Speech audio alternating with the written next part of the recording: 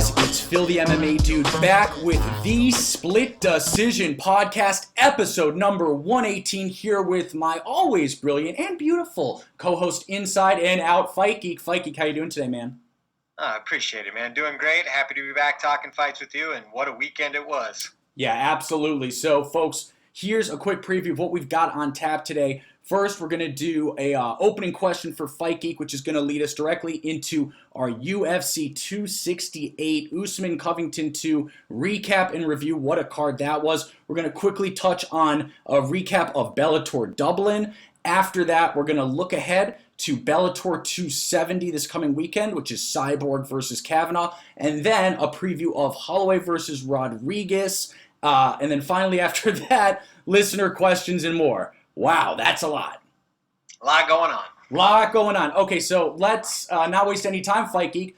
Here's my opening question for you. So after the event on Saturday night, Dana White said that he believes that Kamaru Usman is the greatest welterweight of all time, above George St. Pierre. So my question is simple for you. Do you agree? And if not, what does Kamaru need to do to supplant GSP as the greatest welterweight of all time? Yeah, I mean, well, kudos to Usman first and foremost for even making it a conversation. But at this point, I really don't see how he can be considered the greater welterweight, especially on paper. I've seen a couple posts already this week that kind of break down the differences in opponents' records and title defenses, and the numbers just still lean too far in GSP's favor to just disqualify him as the GOAT. You know, I mean, on their best nights, could Kamaru Usman at this point beat George St. Pierre on his best night? I think that's probably a safe bet. But on paper and as far as the resumes go, Usman has not gotten there, in my opinion. Even though it's been incredibly impressive, it just doesn't have the depth. Okay, but what would he need to do? With that being said, you know, he's getting there. I think he is in a slightly more competitive era, obviously. He's beating these guys twice. So, yeah, I think he's still probably 2 to 3 title defenses away from really hammering that home historically. I mean, if you were to look at these guys 40 years from now and not in real time, and you're just looking at both of their records side to side, GSP's is going to be far superior based on the title defenses, the opponents' records. I think I saw something crazy, like GSP's career opponents' records were 480 and 70.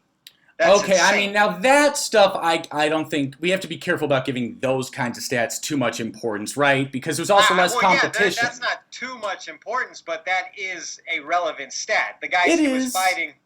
Yeah, but I do not buy for a second, Fight Geek, that GSP had bar none tougher competition than Kamaru. I don't believe that, but he did fight.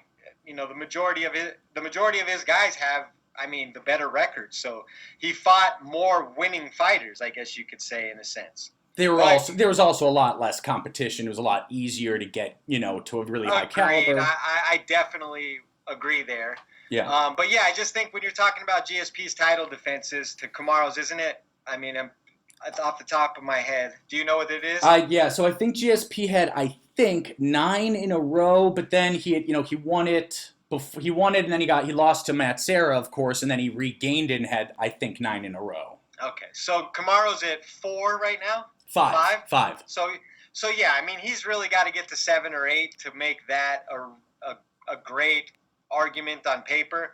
Obviously, Kamaru Usman is as good as welterweights have ever gotten inside of the ring on a one-fight basis. So I think if you want to say he's the best welterweight that's ever done it, you can say that. But the greatest on paper, there's no way to make that argument yet. Yeah, I have to agree. And I think so highly of Usman. We're about to get into Absolutely. that. I believe Usman's the number 1 pound-for-pound fighter. Without a doubt. Pretty squarely. Without a doubt. It's not even close. Yeah, he's the best fighter in the world right now. He puts the physicality together with a very technical approach now. It's unbelievable. Yeah, but really quick, let me just wrap up and say, yeah, I agree with you. I think GSP is definitely the better welterweight. I have GSP as my number 1 greatest fighter of all time. So, I think it's going to be difficult to get there and to beat that for Usman. But he's like you said, he's definitely on the way. A few more title defenses, and I think he'll be really And close. I think if Chimaev builds more buzz, wins a couple more fights, and really proves that he's a super elite guy, he might be the guy who puts Usman over the top in that discussion. Sure. Oh, absolutely. Yeah. Okay, so Usman will be not to keep harping on this, but Usman is aging. So I mean, he absolutely is. He's got to get in 2 or 3 wins within the next 2 or 3 years. So. Well, he got 3 title defenses in a single year this year, so that should be very easy. This fight week is the first week he's been talking about taking a break and retiring. Oh, I think he's been hinting about retire. No, I think that's just a play for more money. Well, I do as well, but when you look at his age, I mean, he's 34. It's hardly an old man. Yeah, I guess it's not that old, but I mean, he's not going to be around for 10 more years. Yeah. All right. Okay. So let's hang on. Let's jump into the fight. We got to get into Usman Covington too. Let me just start off with this. I mean, there's so much to discuss from the fight. Fight Geek, plain and simple. I want to know how you scored it because, oh boy, I've seen a lot of different stuff online. Yeah, I mean, in real time, the night of, I scored it 48-47 for Usman. Yeah. And so I'm guessing that the 5th round was did you give the 5th round to Kamaru or the 3rd round? Because obviously Kamaru got 1 and 2. Colby obviously got. I gave him the 3rd round, but okay. I know that's a swing round. I thought Colby won 4 and 5. At least when I was watching, it felt like he was coming on, and he was landing better combinations. He was backing Kamaru up. I think from the 3rd round on, Kamaru was breathing fairly heavy in his corner. I thought that Colby came on, but I think Usman did just enough in the first 3 rounds. Okay, wow. So we scored it. See, and this is with everyone. Everyone I speak to, we've all got different scorecards. I don't know if I've spoken to someone with the same card, but I had it. Usman wins the first 10-9. The second, to me, it has to be a mandatory 10-8 because of the 2 knockdowns and the fact that Kamaru almost finished him at the end. I don't know why none of the judges respected that rule. Thought that was very odd. Yeah, after the fact, that could have easily been a 10-8. I mean, to be honest with you, it should have been. It was criminal not to. You can watch that fight and some of those rounds, give it to one guy, watch it and give it to the other guy. I mean, sure. It was very close. Right. So no, and other exactly. Than 2. And So I scored, like I said, I got the second 10-8. The third, I said 10-9 Covington. The fourth, 10-9 Covington. The 5th was so close. I gave it to Kamaru by a hairline fracture. It was so close. It's ridiculous. So that's why I say I think there's an argument that it could have been a draw, right? Because obviously if you give Kamaru the 10-8 second round, but if you say Colby won the last 3, that's a draw scorecard. Now, here's my last question, Fight Geek. I have a theory that Colby's biggest mistake was actually, believe it or not, immediately after the fight. That's right, when he walked up to Kamaru and had that, they had a little bit of an exchange, showed some kind of mutual respect, it appeared. I actually believe that Colby didn't realize just how close the fight was in that moment. And his lack of selling that he had won ended up possibly negatively affecting him.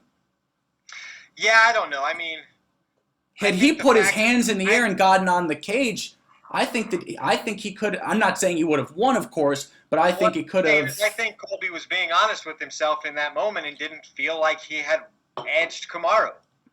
So I mean, he almost did, though. He really almost did. I mean, really almost did, but I think in his heart of hearts, he even expected to perform better. So I think Colby was actually a little discouraged, and the only reason he showed any semblance of respect is because the reality is that was his second chance. He's not going to be seeing Kamaru Usman again anytime soon unless the stars align. So I think he was just disheartened that he had gotten there. He had pushed him so far, but the fact of the matter was Colby knew he didn't win that fight. Yeah. Okay, very fair. And yeah, so for the record, I do think that Kamaru did win it. I thought it was razor thin, as close as a win can get.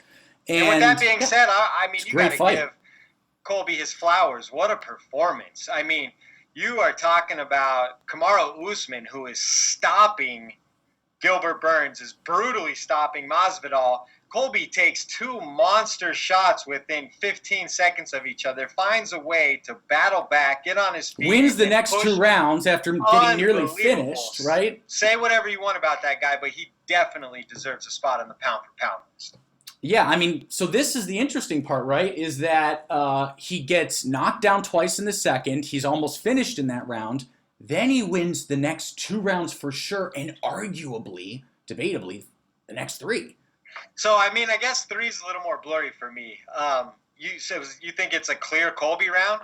Yeah, and there's a reason I think that. It's very close until about 45 seconds left. I've seen this fight now 3 times, by the way, so 2 times back. Colby hurts Kamaru, stumbles him, and I believe, I guess doesn't get a takedown, but, takes him down, whatever. They're going to say it didn't count. Right. But, Colby definitely dominates the last 30 seconds of that round. And I thought the round was so close that justified giving Colby the 3rd round. All right. I mean, fair enough. I never thought that while Colby did land a few times and kind of push Usman back, he never legitimately staggered or stunned him.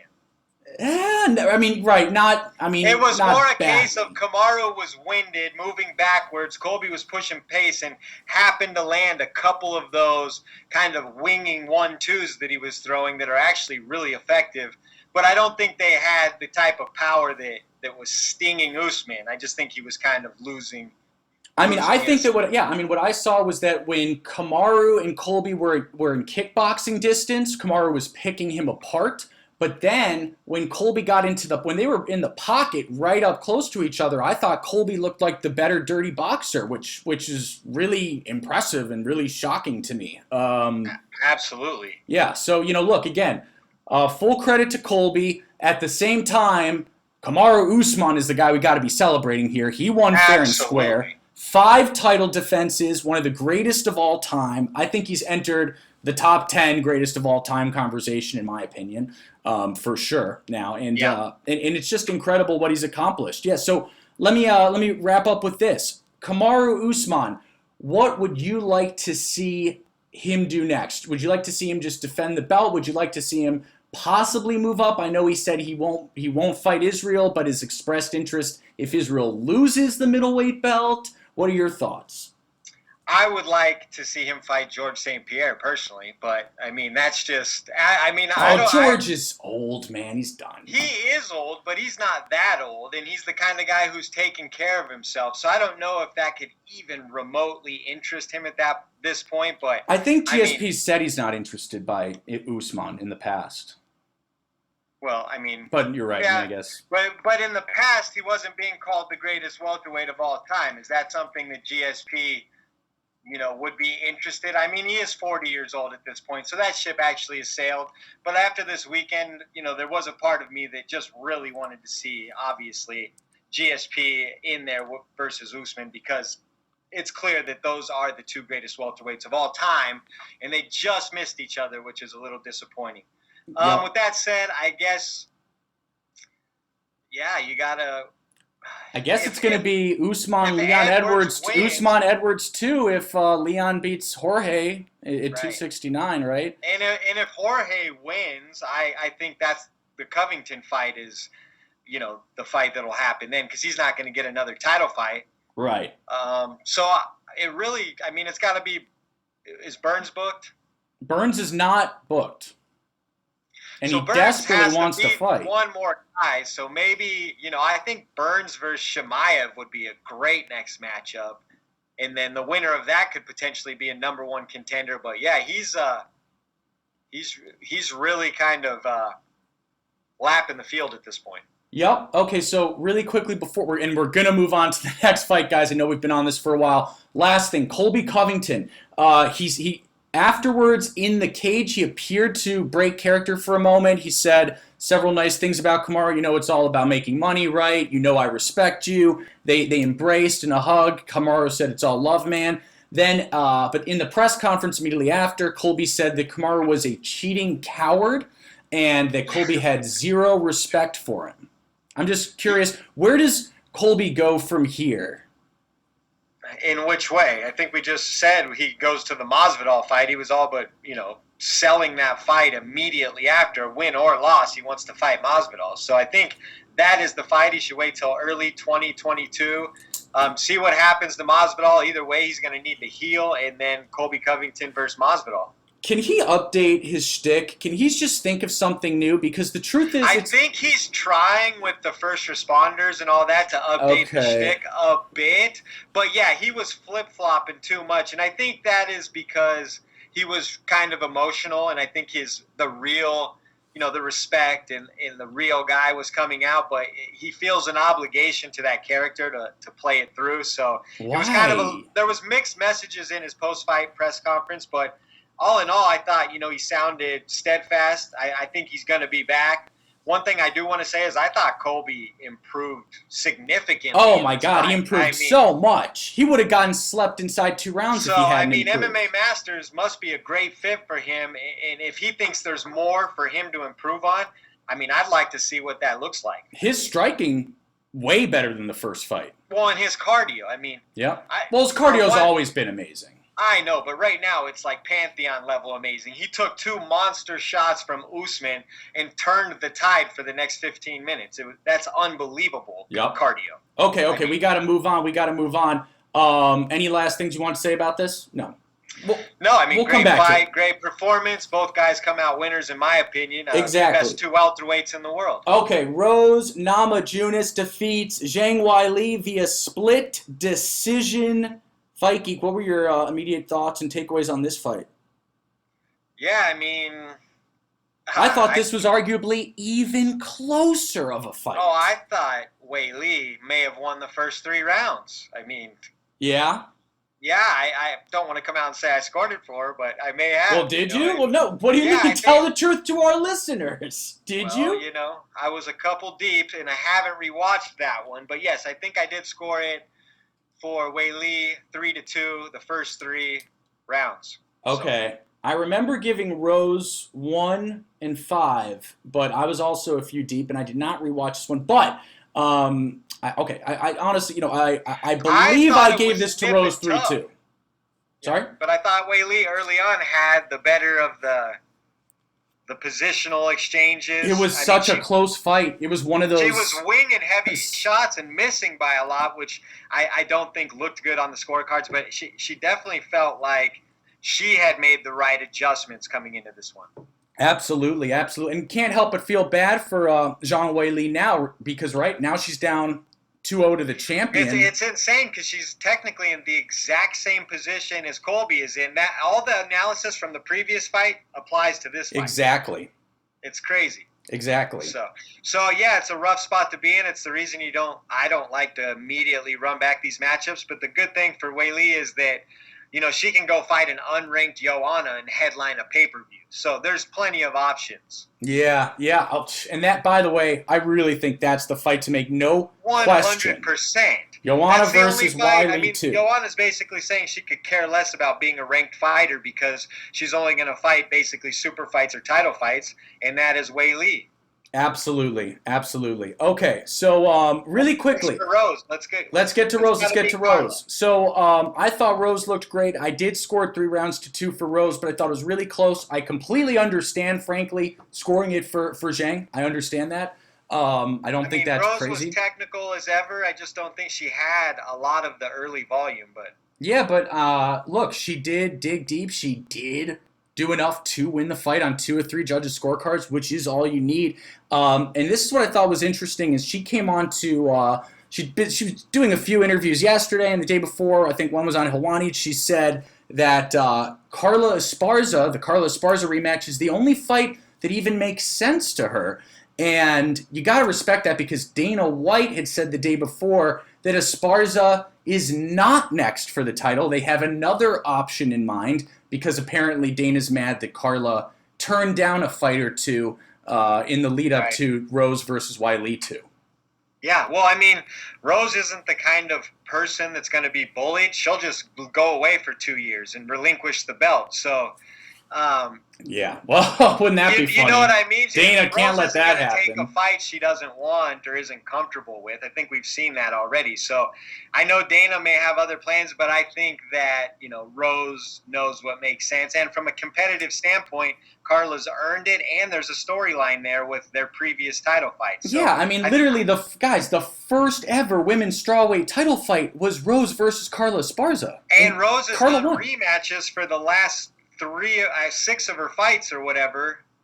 She's definitely undefeated in rematches. Definitely. Well, she definitely needs fresh blood, though. That Carla fight was a long time ago. We need to see her in there with a different stylistic matchup, just something different to look at, and allow Rose to have an opportunity to build some more title defenses. I mean, she can't fight the same girls. Okay, so on that note, you just said more new blood. So then who do you think this person Dana's thinking about? Is it Marina Rodriguez? It couldn't be anyone else, right? Yeah, it has to be Marina Rodriguez. Does she really deserve a title shot? I mean, she's interesting, and she's got a very good resume. So yeah, I guess I wouldn't be upset. It seems crazy to not give Esparza that fight. Right, but didn't Marina Rodriguez just beat Mackenzie Dern in the main event? Yes, she did. So I mean, she's already been a featured fighter, and that could have been a pseudo #1 contender fight, more or less. So maybe that is who they're thinking, but I think Carla deserves it a tad more, and Marina's going to be there. Absolutely. And the last thing I'll say is I do hope that Wylie stays in Arizona and continues to train with Henry Cejudo. I thought she looked a lot better, and I think that this is a good camp for her. Absolutely. And also, the Marina Rodriguez fight versus Joanna makes sense to me because Joanna beats Marina Rodriguez. She's going to say, okay, I just beat one of the top 3 girls. I should get another title shot. That was the one that I wanted initially because Marina was talking shit about Joanna. Right. And then if Marina beats Joanna, even if she's not ranked, it does a ton for her brand. So that is a very good fight both ways. Absolutely agree. Okay, moving on. We don't have time to cover so much of this great card, unfortunately. You better have time to cover Geichi Chandler. Of course. So that brings me to Geichi versus Chandler. This was one of the greatest 3-round fights I've ever seen, I think. Right? I mean...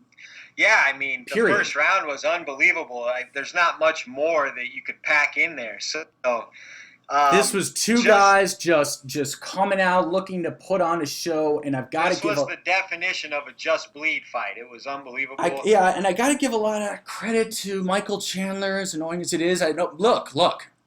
Michael Chandler came out and was a pure warrior and deserves nothing but the highest compliments and respect for what he did in the cage on Saturday night. Absolutely. I mean, whether people like to admit it or not, guys like Colby and Michael Chandler, they're stars in MMA. That's a star performance. That's a performance that if anybody sees, they're like, that guy's a badass. I want to see him fight again. Well, the difference being, Colby tries to irritate people. I don't think Chandler actually tries. I get it, but what I'm saying is after you watch them perform. Right, exactly. They're so good. They're so good. Because both of those guys are unbelievable. They're unbelievable mixed martial artists, 100%. Yes, and they put on a show, and they put their heart out there, and they're willing to just go at it, which not a ton of guys are. Yeah. Both of them are so elite. So my point is people give him a hard time, but I think Michael Chandler has proven, even with a couple rough losses, that he's a top 6 or 7 lightweight on the planet, even into his 30s. I agree. So I've got a big question for you. So obviously we know Justin Geichi is definitely getting the winner of Oliveira versus Poirier. I can't wait for that. Michael Chandler, tell me if you think I'm wrong. That needs to be Conor McGregor's next opponent. Make it a pay-per-view. McGregor-Chandler. That's the fight. Yes, and like March, give them both plenty of time, or, April or whatever. Yeah, exactly. And let them heal. Both of them need to heal up. But, yeah, that's the amazing fight. Conor... I've seen a lot of people say, oh, you must really hate Conor. He'd get killed. But I don't know. Well, no, the thing is Michael Chandler gets hit a lot. And I would say that still possesses enough power to sleep him. So, although, dude, I used to think Chandler was chinny, and then I watched him survive Geichi for 15 minutes. So I don't get this guy. Yeah, well, he's willing to get into the fire, that's for sure. But I think for Conor, Conor at this point is Michael Chandler. Like, they're not guys that are going to win the belt, but they're guys that can go in there, try to knock people out, and put on crazy, just bleed action fights for as long as they last. People still think of Conor McGregor as the champ and the elite of the elite. That he's an entertainer now. He's an entertaining fighter. Sure. He's not going to come back. And he was talking about Kamaru Usman last year. You know how absurd that sounds now? I mean, it sounded absurd back then too. I'm just saying, Conor McGregor is going to come back and be a fun boom or bust fighter. I don't see him ever reclaiming the lightweight title. Oh, definitely not. No, I mean, for sure. And he's already been exposed a handful of times, so the book's out on how to beat the guy. But with that said, he's still extremely explosive and athletic and seasoned in the game, so I'm sure he could starch guys too. Okay, let's have fun. Real quick question now that we're having fun. Let's say the fight's in June, because I think you're being a little optimistic about McGregor's timetable here. He did break his leg badly, so I'm going to say it's in June. McGregor-Chandler, 5-round, pay-per-view main event. Who you got? Who you got in that? I'd take McGregor by knockout. I'm taking Chandler by knockout. But I think it's close. But I would take Chandler. I think that's why you got to make that fight. Because, I mean, do you remember when Pitbull slept Michael Chandler? I know, but I just watched Chandler eat all those Geichi shots. I understand, but it's not all the same. Justin Geichi, I mean, I'm not going to say anything slanderous. Justin Geichi looked like $1 million. I mean, Khabib said Geichi hits the hardest of any opponent he's faced. Yeah, he hits like a truck, for sure. I mean, Conor's straw is powerful too, but yeah, obviously, I don't know how Chandler looked or took that much punishment this weekend, considering his history. But he was in there to be hit for sure. And I think if he's that way against Conor, I could see him getting knocked out, especially after all this damage he just took. Okay, we got to move. We're not going to touch on everything, but really quick, Alex Pereira got the TKO against Andres Michailidis via flying knee at 18 seconds of round number 2. Ooh, this was fun. Yeah. How excited can I get about Pereira, Fight Geek? Like, tell me. I mean, well, you can get excited about him, but I think people who are talking about him fighting a top 15 guy with less than 10. That's what I mean. Can I get excited about him fighting a top 10 or 15 guy? No. Okay, well, so then I can't get excited. It depends which guy, but I don't think you should rush him quite that quick, considering a loss is going to hurt that steam big time. I would take But he doesn't have time. He doesn't have time to worry about that. Isn't he a little on the older side?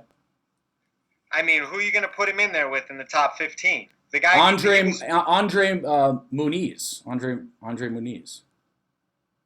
Isn't Andre Muniz like a jiu-jitsu wizard? It says he's listed at 50. Yeah, but yes. So you put him in there with Andre Muniz, he gets on the ground one time and the hype train's over. Okay. I've changed my answer. Edmund Shabazian. Perfect. He's ranked number 15. Edmund Shabazian's the perfect fight for him. Guy who I feel bad. He's going to stand with him. He's incredibly beatable. Pereira knocks out Edmund Shabazian. Is Edmund in danger of getting cut? I feel bad now that I did that and said Edmund should fight him, because I feel like Edmund can't catch a break, and I kind of like the kid. Well, Edmund might like that matchup because he won't have to go to the ground. That's where he's getting butchered. That's true. Okay, fair enough.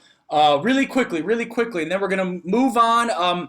Bobby Green versus Al Iaquinta. I believe we both picked Bobby Green to win by unanimous decision, but Absolutely. Oh boy, he beat the shit out of Al. Excuse my language. Al looked rusty and slow.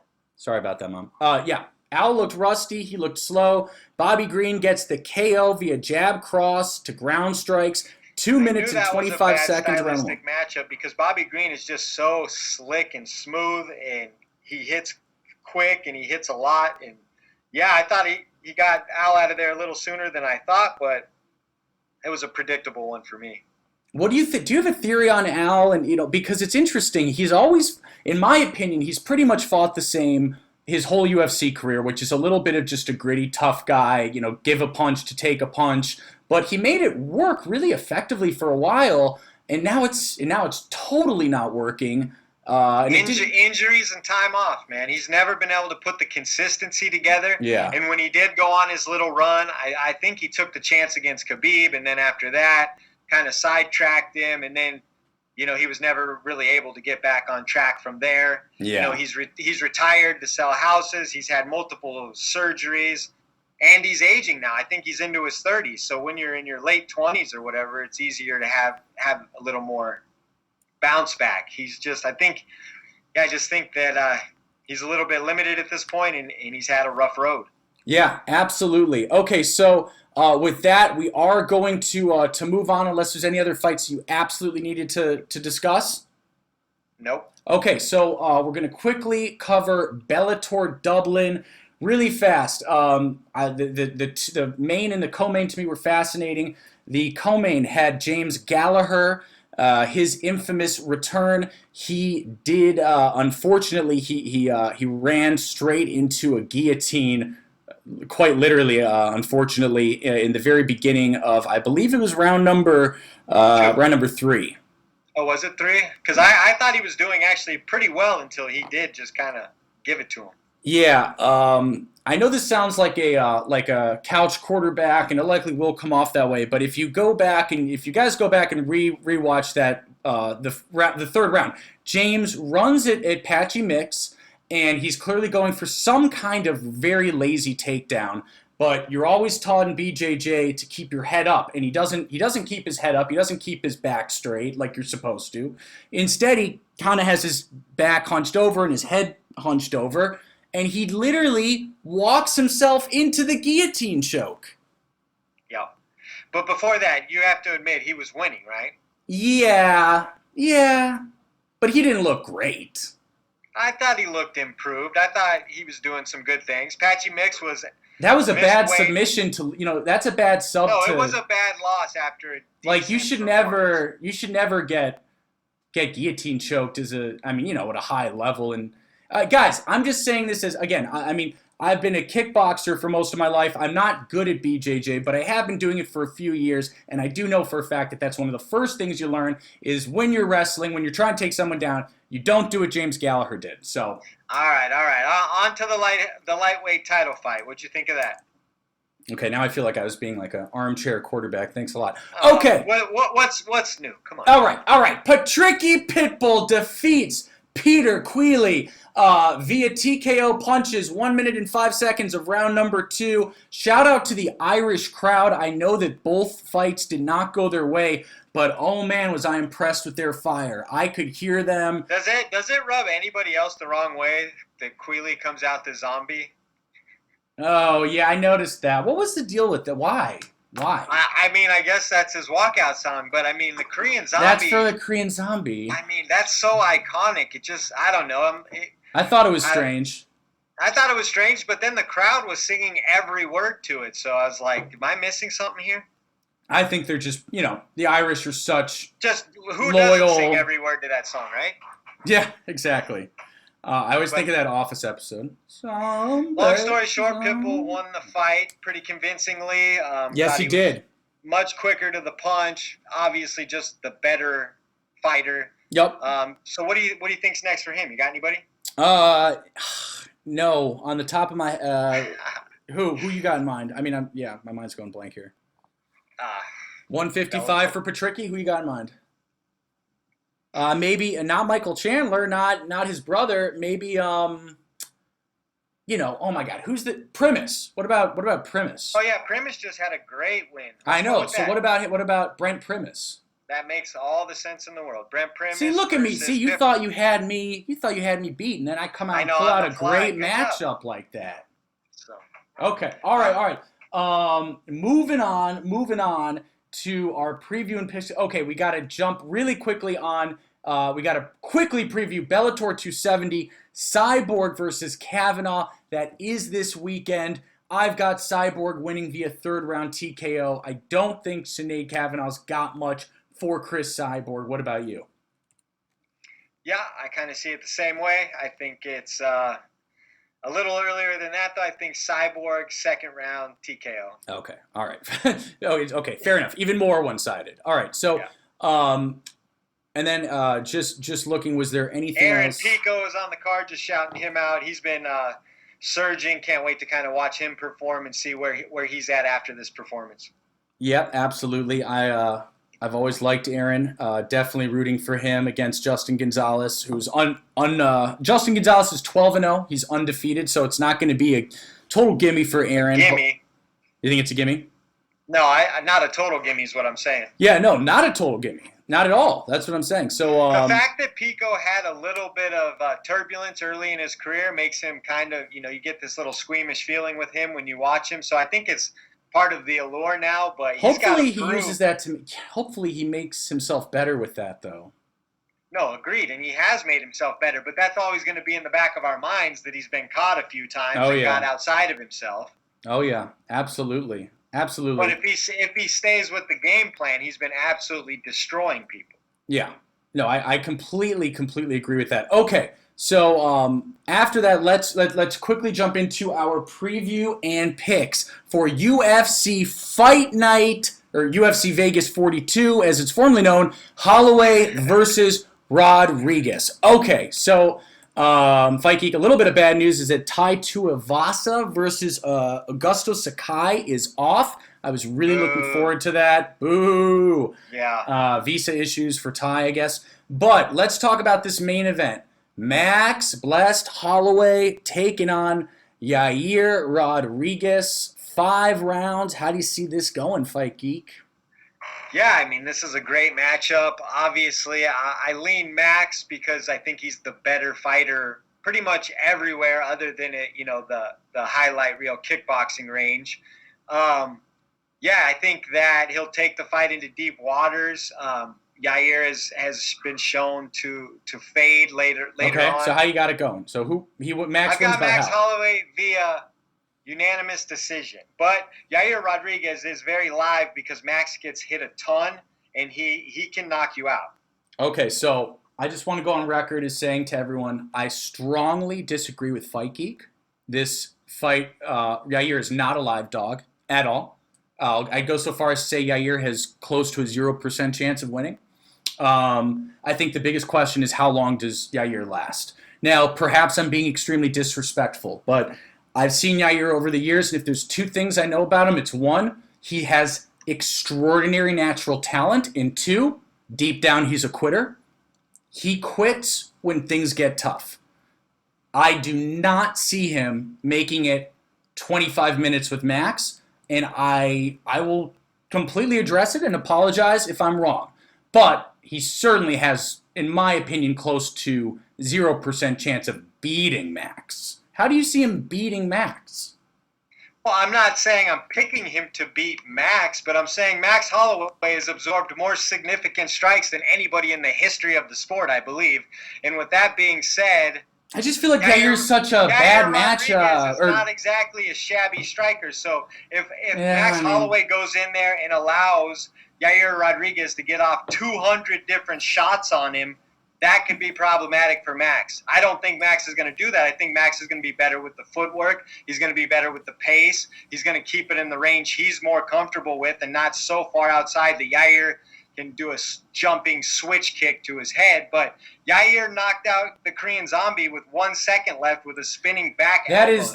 That is to this day the flukiest MMA fight in history. Yair has shown that he can pull insane knockouts out of anywhere. Look at the touchy-feely knockout. He's an unbelievable striker, and if Max absorbs 140 or 150 strikes from him this weekend, which I don't think he will, but there's a chance they get into a firefight and Yair puts 100-plus shots on him, that's not going to be good for Max. Yeah, I can't wait to see this fight. I mean, honestly, now that you just said that, I'm even more excited because maybe I'm being harsh by saying Yair's a quitter. That's possible. That's possible that I'm being harsh. Decision. I think Max will control the range, control the pace, and wear Yair out. But there's going to be opportunities for Yair to land on Max, and he's shown that he can land extraordinary strikes. What do you think of the fact that currently, in terms of Vegas, in Vegas odds, Max is a minus 750 favorite? That is quite a heavy favorite. Is that disrespectful to Yair?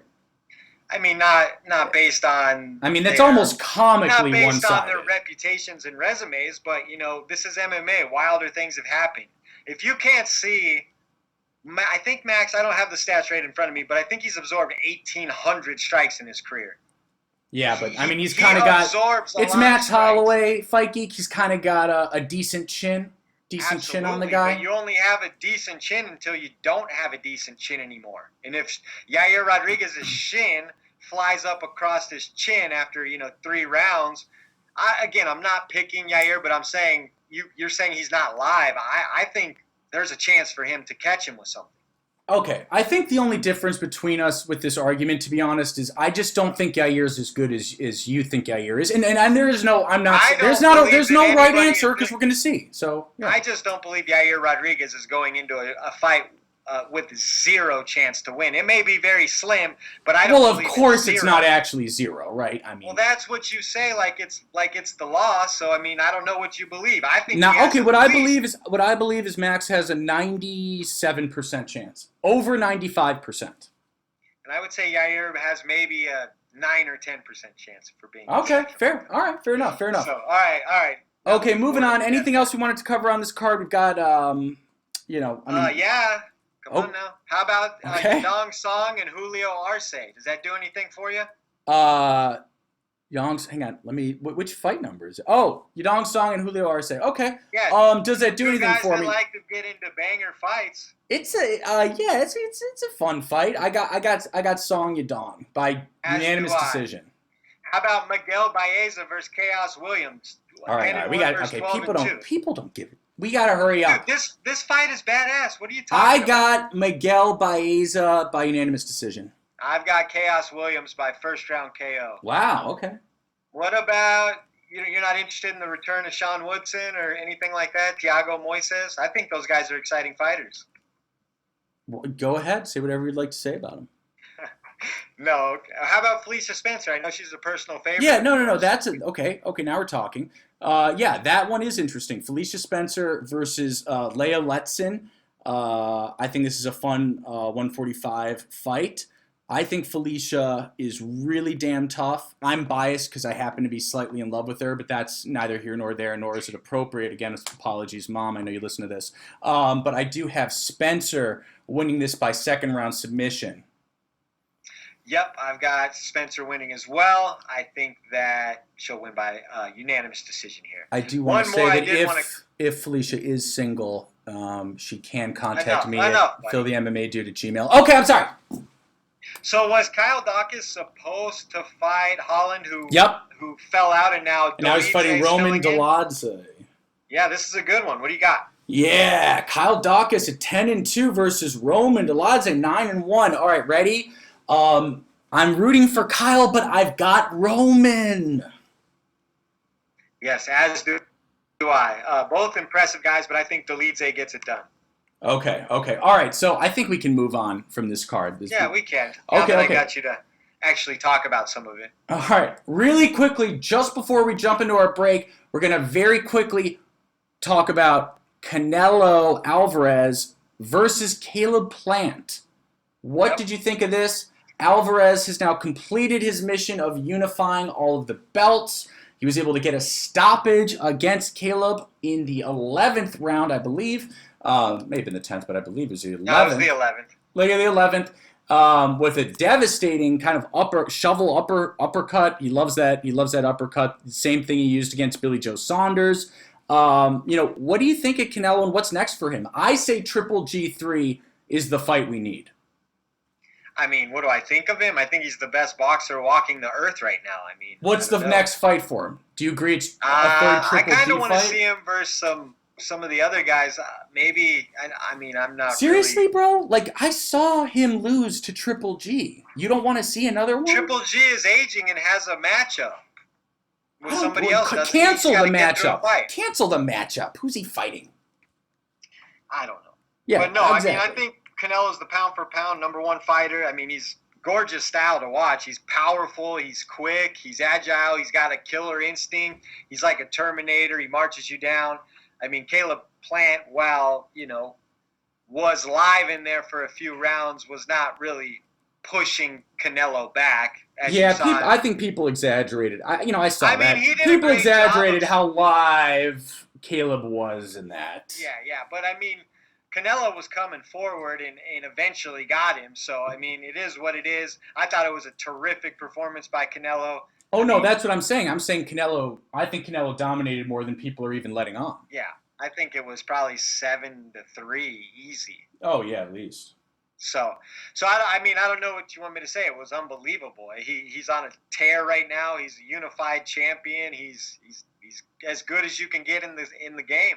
Absolutely. I think the biggest problem with Canelo, and then we'll move on right after this, guys. Let me just say it out loud. The issue with Canelo is he lacks truly amazing and special competitors in and around his weight classes, right? I feel like there's just he doesn't have the ultimate rival. Exactly. Exactly. Golovkin could have been, but I don't know. We'll see. He's Golovkin was for Canelo a period, but there's no one else. Prime. Yeah. So it's a tough one. I agree. Okay, so with that, guys, we're going to take a really quick break, and then we'll be back with listener questions and more. Hey guys, it's Phil the MMA Dude from the Split Decision Podcast. Hey, if you're enjoying this show, if you like the show, could you do us a huge favor? Go on to Apple iTunes Podcasts and give us a really quick 5-star review. It doesn't have to be long. It can be one sentence. It can just be a few words. I love it. I enjoy it. Great show. Phil and Fight Geek are so handsome and cool. Okay, you don't have to say that, but you get the point. 5-star reviews really, really help us continue to have this show, continue to bring it to you week by week. And if you enjoy the show just a little bit, we'd really appreciate that 5-star review on Apple iTunes Podcasts. It really helps us. Thanks so much. Hey guys, it's Phil the MMA Dude back with the Split Decision Podcast, episode number 118, here with my brilliant co-host, the Fight Geek, and it is now time for my favorite section of all, and that is Listener Questions. Thank you. All right, let's get into them. Let's do it. All right, Fight Geek, you got one lined up? Sure, I got one from Eduardo at Landa Crew. Eduardo. He says, now that Justin Geichi might be next in line for a lightweight title shot, why do you think it is now only taking a one-fight win streak to get a title shot? It feels like the UFC is not valuing big win streaks anymore. #AskSplitPod. Excellent question. Interesting. I just think it's a case-by-case basis. I think that Justin Geichi has been on an absolute tear, and the outlier is Khabib. Now that Khabib is gone, Justin Gaethje's as relevant as anyone for a title shot now that he's got back on the horse. So yeah, absolutely. In other cases, like a maybe a TJ Dillashaw, who may be next. So I wonder, Eduardo, if and I'm jumping to a few conclusions here. I wonder if I'm interpreting your question as sort of insinuating that you believe that maybe Islam Makhachev deserves the title shot over Justin. So let's just take a look at that. The problem there is that Dan Hooker, in my opinion, is not a guy that you can beat and get a title shot. Yes, I know that Michael Chandler did it. Of a title. I know that Michael Chandler got a title shot off of a win against him back in the day, but number one, Hooker's no longer got that high of a stock. And number two, I didn't agree with that when it was made in the first place. I thought even that was silly. I didn't think Michael had earned it. And the UFC is in the business of capitalizing on who has the most steam at the time to make the biggest fights possible. So I think they're willing to overlook a guy like, Leon Edwards, who's on an extended win streak, but he's over the pond and he's not really in the public eye over here. Yeah, I think that's moving the needle. I think that's a great point. Whenever there's a guy like Colby or Masvidal, for instance, who are here, they're on social media, they're making appearances on, podcasts and talk shows, and here, they just have more steam, and I think the UFC's in the business of making money. So yeah, and then really quick, Eduardo, the last thing I'd say is, look, it's a great point about it seems like the UFC's not valuing big win streaks, but the other thing I would say to that is, what else is new? Because take Tony Ferguson. He got to at least 12, possibly 13 consecutive wins. Dana didn't give a damn. Dana said, "Piss off and go die, bro." How long did Max have to wait till he got his title shot? Wasn't he on like a 9-fight winning streak? You think Tony got a title shot after 10 wins? Dana spit in his face. So I'm just saying, right? Yeah. So I mean, Dana I didn't think literally spit in his face, but you get what I'm saying. it's a case-by-case basis for sure. Yeah. Absolutely. Great question, Eduardo. Thank you. Okay, this next one comes from Maser Louie. That's at MaserLouie. Love this guy. What's up, Louie? He says, #AskSplitPod. Does Khamzat have an easier path to the title at 170 or at 185? Personally, I like his chances against Izzy better than Usman. Ooh, this is a great fun question. Yeah, and it's hard with Chimaev because there's still, even after the last performance, so many questions that are unanswered, especially at 185. So I was just going to say, honestly, man, I completely agree with Louie. I think that, look, we all know middleweight's far, far less stacked than welterweight. It's far less thick in terms of quality. True, but there are bigger guys. But I'm thinking. But they're not wrestlers. Like Chimaev versus Vettori. You don't think that could be a tough matchup for him based on size? Yeah, I think it'd be tough for Vettori too. But I think Izzy is 6'3", Khamzat's 6'3". They're probably both about the same size. I would agree that Chimaev would have a better chance against Izzy than Usman potentially. Yeah, I think the only part of that where it gets a little confusing, the only reason I'm not 100% sure is because obviously part of it is size, right? There's a literal size factor going in here. Well, there's a strength factor too. Usman is much more powerful than Izzy. So I think that Chimaev would have a easier time getting Izzy down than Usman, who's statistically never been taken down. Yes. Yes, likely agree. I don't think Chimaev's going to go knock Izzy out. I think he's going to have to out-grapple him and dominate him on the ground. Oh, if Chimaev can get Izzy down, he might be able to finish him. Well, 100%. Yeah. So, yeah, I agree with you. I agree. I think, great question. Great question, Louis. Great one. Okay, so this next question comes from great friend of the show, Zan Bando. And that's at ZanBando99. Love this guy. He says, hey, fellas, glad to see you back. 2 questions this week. 1, who has more to lose this weekend, Max Holloway or Yair Rodriguez, and why? 2nd, what will a win do for Chris Cyborg's legacy, if anything, and will she ever return to the UFC? Let's take that for the second question first. Okay. What will a win do for Chris Cyborg's legacy? Fikey, take us away. What will a win this weekend do for Chris? For her absolutely legacy nothing, overall, right? Absolutely nothing. Yeah, exactly. Chris Cyborg is cemented as a top 2 female fighter of all time, whether she wins or loses this weekend. That discussion is over until somebody comes with a unbelievable resume and competes for that spot. It's her and Amanda Nunes is the greatest female fighters of all time. I don't even think that's negotiable. Do you? No, I don't. Okay. So will she ever return to the UFC? No way. I do not believe so. There's no contentious. Because Dana doesn't want her back. Dana doesn't want her back. Well, not only that, she fought for Scott Coker under Strikeforce, and now she's fighting under him again. They have a great relationship, obviously. So she's comfortable. She's where she should be, and she'll probably ride out fighting the caliber she should fight and looking like Chris Cyborg until she decides to walk away. Do you think I know that this isn't part of the question, Fight Geek, but just while we're on the topic, it's starting to look like Kayla Harrison is either going to re-sign with the PFL or go to Bellator. Seems more likely that she's going to re-sign. Why do you think it seems like that when she was in the crowd at UFC this weekend?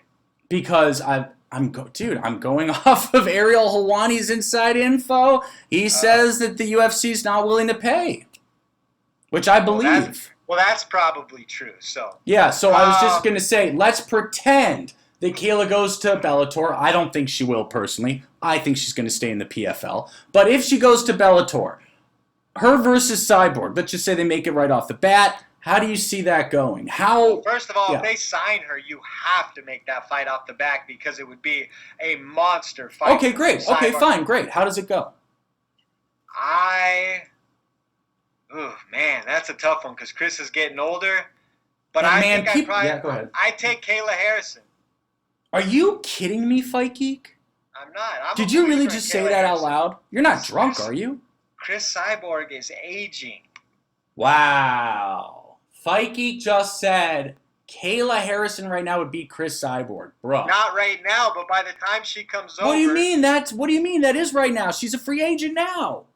Well, You're crazy, bro. Respectfully. Cyborg's going to be almost 37 when that fight potentially. Oh my God, could Kayla happen. is the most overrated mixed martial artist of all time. It is amazing. I firmly disagree with that. You realize that she's fighting absolute nobodies, right? But that doesn't take away the fact that she's a 2-time gold medalist and clearly in judo, not in mixed martial arts. Are you're just. We know you don't watch PFL on this show, so it's just, I watched. Hey, I nice try. I actually did watch the last. You clearly one. don't watch. If you're trying to discredit Kayla Harrison, 100%, I'm trying to discredit her. 100%. You're out of your mind. I can't believe you said Cyborg loses to her. You're out of your mind. Oh my God. We're not talking a prime Cyborg. We're talking a back end 37-year-old Cyborg. Bro, she 37. hasn't dropped. She hasn't dropped a beat. Have you seen her last few fights? I'm not going to discredit her in any way. She's obviously a great fighter, but I think that you've seen her slow down a tad, yes. We're going to have to make some kind of podcast-related poll about this. Well, we got to see if this fight ever comes to fruition first, but I think that by the time it happens, Kayla Harrison's going to be very live in that fight, and if she gets Chris Cyborg down, it could be a huge problem. Okay, fair enough. I respectfully and strongly disagree. I really think Kayla would really get beaten It's bad. a big surprise. Oh, what do you mean? What do you mean big surprise? You respectfully disagreeing. Okay, I'm just saying. Okay, so moving on to the next question, Fight Geek. You got it, or do I have to do all? Sure, I got one queued up from Jalen Ware. Jalen Ware, what up? What? I said Jalen Ware, what up? Oh, okay, cool. Sorry. Colby's pride won't let him drop to 155 to get an immediate title shot. Realistically, what is his best option in getting back to Usman a third time or a title shot quickly? Good question. I don't think he should drop to 155. I don't believe he can make it. I know he said he can, but I think he's lying. He mentioned that he would go to 162 to fight Poirier, but yeah. If you listen to his post-fight press conference, he's just basically saying he's not going to kill himself to go there, and I can respect that. He's as natural of a 170er as there is. He barely cuts any weight. Yeah, what does he need to do? It's very simple. He needs to stay active, and he needs to keep winning. The thing is, he needs to stay active, he needs to keep winning, or he needs to be available as a late replacement if somebody were to fall out or get injured. He needs to be at 0-2. He needs to be open to being a fill-in fighter on short notice, a la Michael Bisping. Well, here's where it gets a little weird. I'm just playing You're not wrong. I'm just playing devil's advocate, Fight Geek. Let's say that they make Usman Edwards 2 for March of next year, right? And Colby's the stand-in. And Leon has something horrible happen, God forbid. Leon has to pull out the day of the weigh-ins, and they have Colby ready to go. How are we sure that Kamaru is going to take that third fight? Because if I'm Kamaru, I would need a lot more money. Sorry? I said, well, he's not going to at that point. That's why I'm saying Colby's best path, honestly, is to be ready. So if someone falls out of a big fight... Oh, I see. I misunderstood you. I thought you were saying be ready for a possible title shot if it falls through. No, I mean, he may have to get a title shot if someone falls out on 2 weeks or a month or something like that. I hear you. He's just going to have to hope. Otherwise, he's going to have to win 2 or 3 fights impressively. I mean, if I'm Kamaru, I don't like Colby, number one. Number two, I know how good he is, so I'm never going to fight him again. Ever. No way. Absolutely. It's 2-0. But if he were to go and beat, a Masvidal and a Gilbert Burns, he could yell enough to potentially get another fight. I think he'd have to beat Masvidal, Burns, and Chimaev. Then, yes. Well, I mean, if he were to do that, then he would absolutely deserve another title shot. That sounds murderous at this point. Yeah, absolutely. Or 2 of those 3 as long as Chimaev is one of them. Or whoever Usman's fighting next, offer to be a backup fighter or offer to be ready on short notice if someone falls out. Well, but that's what I'm saying. I don't think Usman would agree. Maybe he would. That's true. I'm not trying to slander Usman because he's never turned a fight down in his life. So I don't really know. But yeah, I just think that one of these strange UFC MMA situations, Colby's going to have to be ready to take advantage of. Otherwise, he's going to have to win 2 or 3 big, difficult fights. Definitely. I think at least 2, possibly 3 to 4. Okay, next question comes from our man, Eric Buchert. That's at ATANAK74. Love this guy. He says, if Holloway beats Yair Rodriguez, do you think Max should fight for the featherweight title next? Or should he have one more fight before that? If one more fight, who else do you think Max should be matched up against to earn another title fight? Hashtag AskSplitPod. So really quick, I think it's crazy, Eric. I think it's crazy that Max is even taking this Yair fight. He said yesterday on the MMA Hour that they told him he didn't have to take another fight, that he could just wait for Volk, and he didn't want to do that. So he definitely doesn't need another fight after this win. No, if anything, he's already earned it. Absolutely. That's Max Holloway for you. You know, he wants to stay active. He's a fighter's fighter. He's confident in who he is. And yeah, if he wins, I think he definitely should get another shot. Yeah, I totally agree. And he had such a cool quote yesterday. He said he was bashing the quote-unquote elevator divas who were just waiting for title shots without actually staying active. He said, I don't wait for no elevators. That there's no waiting at the stairs, so you'll find me on the stairs going up and down every day. And I was just thinking to myself, that's exactly why everyone loves him. That's exactly why. Yep, he's an absolute legend of the game. So, yeah, it's exciting when Max Holloway fights. Definitely looking forward to him fighting this weekend. And if he has a great performance, I mean, even being down 0-2, I think Max is the kind of fighter that gets that third look. I mean, it's kind of 1-1, but I digress. No, yeah, exactly. Yeah, but it's the same thing as Nunes-Shevchenko to me. Right, exactly. Okay, so next question comes from our man, Juice, from the Friendly Sparring Podcast. Love that show. Be sure to check it out. It's at Friendly Spar Pod. He says, if you could pick any 3 fighters from UFC 286 to back you in a bar fight, who's riding with you? Hashtag AskSplitPod. This is a fun one. 286, huh? Does he mean 268? Oh. Yeah, he did write 286, though, but yes, he definitely means 68. All right. Well, with that being said, let's go back. In a bar fight. So this is where I have a few questions, not to get all annoying about it, but is this who are we fighting? Are we fighting people our own size? Because I'm tempted to take a bunch of heavyweights, right? Just because. Well, there wasn't a bunch of heavyweights on 268. It was. Right. I'd take Marlon Vera, Justin Geichi, and Shane Burgos. All those guys are insane. How about Chris Barnett with that wheel kick over John Vellante? Okay. I can't believe we forgot to mention him. That's one, but... Chris Barnett had an amazing wheel kick knockout over John Vellante. They're obviously heavy. They were fighting at heavyweight. So, I'm sorry, who were your choices? Who were you taking? Geichi, Burgos, and Vera. Smaller guys, but all just are fast hands, can get the job done quick, and they're mean. Give me Geichi, Usman, and Covington.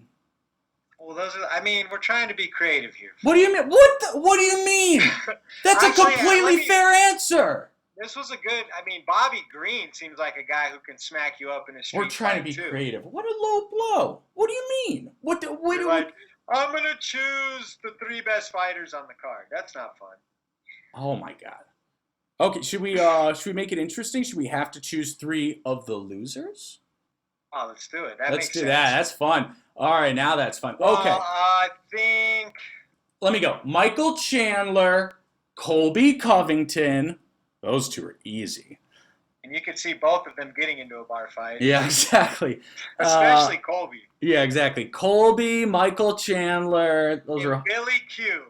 Dude's tough. Oh yeah, Billy. Yeah, that's it. Billy Q's that third one, 100%. So yeah, that's a good question. Thanks. Yeah. Well, actually, I'm the one who made it even better. But no, it is a good question, Juice. Okay. All right. Always so stealing the thunder. As always. All right. Do we have any other questions left, or do we just cover everything? I think that's it. All right. Well, guys, thank you so much. And with that, Fight Geek, take us away, baby. As usual, guys, you can find us on iTunes, Spotify, YouTube, Google Play, Stitcher, and more. I'm at the Fight Geek MMA. He's at Phil, the MMA dude. We are at Split_podcast. It's 4 words. The Split Decision Podcast. Thanks for tuning in. We'll talk to you next week. Peace. Peace.